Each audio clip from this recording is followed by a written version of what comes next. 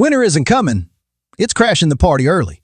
And the massive storm you're feeling right now, that's just the opening act. If you need the minute by minute on the current storm, I've got that link waiting for you in the description below. But what if I told you the real story? The one that could impact millions more is what's happening after this system moves out. The entire pattern is about to flip colder, and the reason why is hidden in a shocking map from the North Pole. You're going to see exactly why this is happening, so stick with me, because this map explains the entire playbook for December. Well, maybe not the entire playbook, but it's the key to unlocking what's ahead. First, let's diagnose the problem.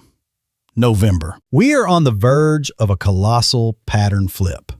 While it's already been chilly in the Northeast, I believe we're about to see a dramatic change take hold in this zone, launching more and more cold shots deep into the South. This is the view from the top of the world. Right here is the North Pole, and I want you to look at the enemy gathering its forces, a massive reservoir of brutally cold air building over Siberia. But it's a two-front war.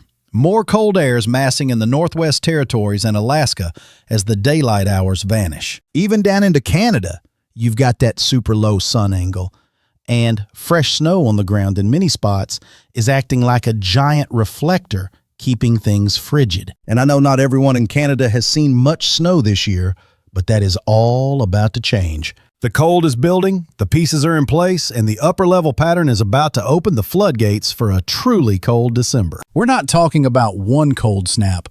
We're talking about multiple shots of Arctic air, and that sets the stage for monster winter storms. We've been warning about this for what seems like a month, and now it's coming true as we charge into the first week of December. The first signs of the invasion are already here. So what's pulling the trigger? It's a wild event called a sudden stratospheric warming happening at around 30 millibars.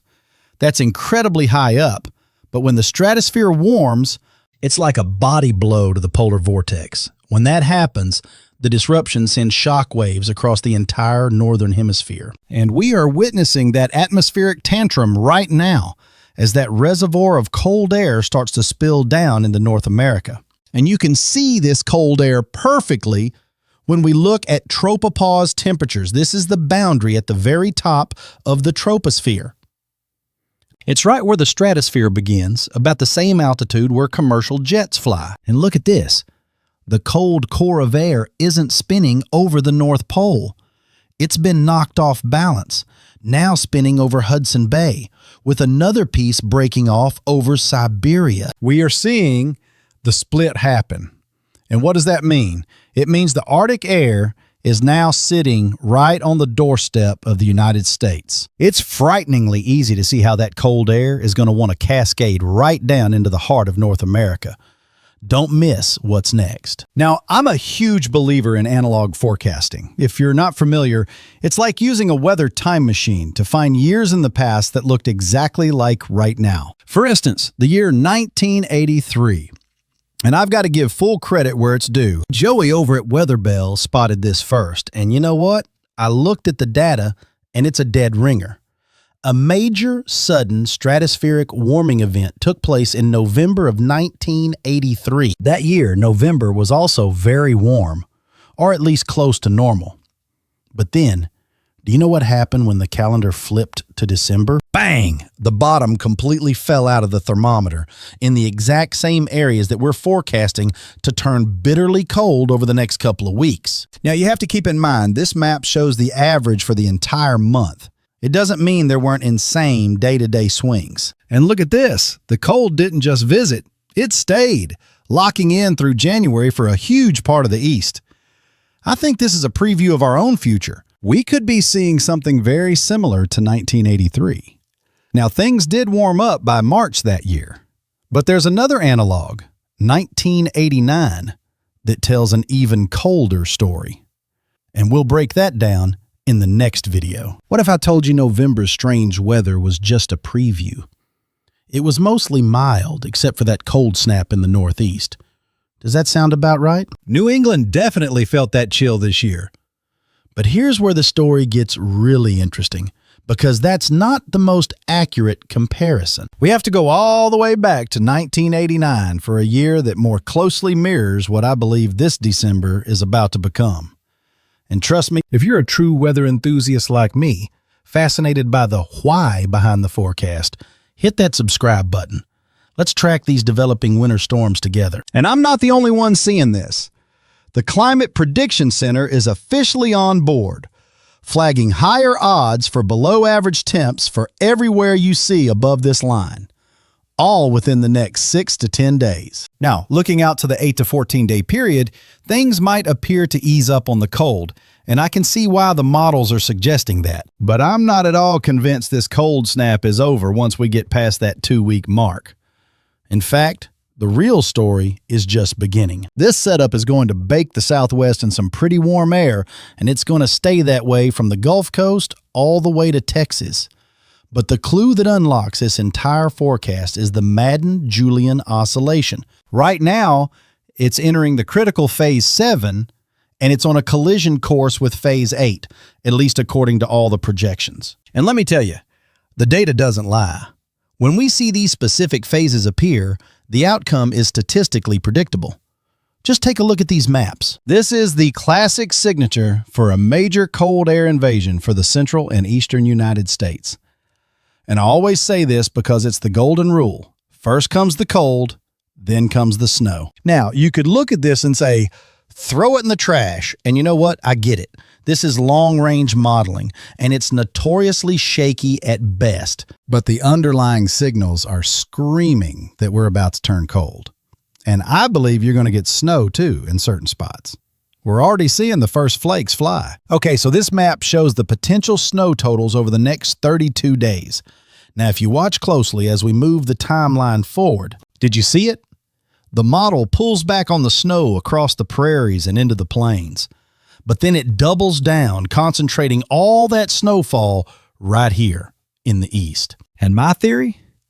That shift is happening precisely because of that pattern setup from the MJO we just discussed. It's steering us directly into that prime cold pattern for the central and eastern U.S. So the bottom line is this. Get ready for more storms just like the one we're tracking right now. This map breaks down your chances of seeing more than 3 inches of snow between now and the date you see right above my head. We're seeing the odds for snow spike once again right here along the East Coast. And it's not just staying there, it's beginning to spread out even more. But pay close attention to where the best chances for snow are materializing. It's right along that classic northwest flow corridor. Now, if I have one reservation, it's this. I'd argue that the forecast still looks a bit too dry for the Canadian prairies, for cities like Winnipeg, and even stretching all the way back, maybe even to Calgary.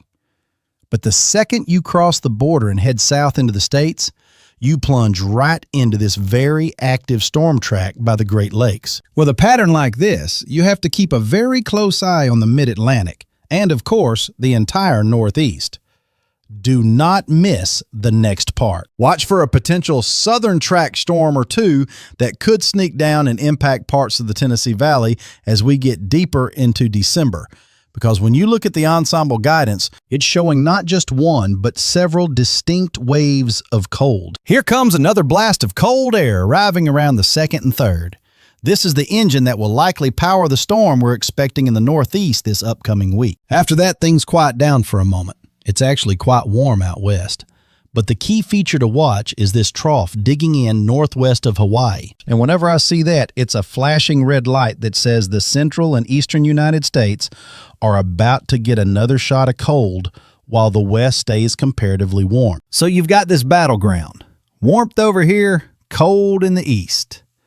And this next wave is so potent, it's going to shove that frigid air all the way down into the deep south by next weekend. And get this, that powerful northwest flow just locks into place and continues all the way into the following week, setting the stage for even more action we'll cover in our next video. What if this bitter cold is just the beginning? We're now looking deep into the 8th, the 9th, and the 10th of the month. And brand new data just released this afternoon shows the European model doubling down, keeping things frigid all the way through the middle of the month. So what does this level of cold actually look like on a map? This is the European long-range forecast. We're looking at the extended weeklies, and we're pushing this timeline all the way into December. These are the temperature anomalies, how far from average things are about to get. Now, you'll notice that the further out we go, the map seems to flatten out. But don't let that fool you. The dramatic details get smoothed over in long-range models, but the underlying signal is what's truly alarming. Just look at the battleground it creates. A deep freeze gripping the east, while the south stays unseasonably warm. But right on cue, we're starting to see a massive shift on the horizon. Mark your calendars for around the 18th, 19th, and 20th. The real question is, could this be when we see Arctic air finally take a nosedive into the west as a powerful trough digs in? If that happens, it would unleash a torrent of stormy weather directly into the southwest. Now, that part of the forecast actually makes sense, giving the central United States a bit of a breather. But here's the twist that has me concerned. The European model wants to hold that bitter cold in the east, too. And honestly, that just doesn't add up. It looks incredibly strange. We're still pretty far out, so we're being cautious. But overall, there is an ocean of blue blanketing this map all the way into January. And this leads us to the single most important factor, the North Atlantic Oscillation. This is the one thing you need to be paying attention to. It's starting to tip negative, and then, according to the model, it absolutely tanks. At least the control run shows this happening as we hit the middle and possibly the end of December.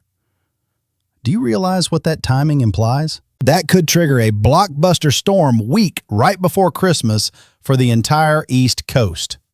However, and this is crucial, look where the median is. You have to be careful with this signal. What this really tells me is we are in for some violent swings, both up and down. And that kind of volatility is the perfect ingredient for major storm systems. Don't miss the next part. If you've watched this far, you need to be subscribed for the next alert. And if you want the very latest video breaking down today's forecast, it's linked right here on your screen. It contains the newest, most critical update I have put out all week. I'll see you over there.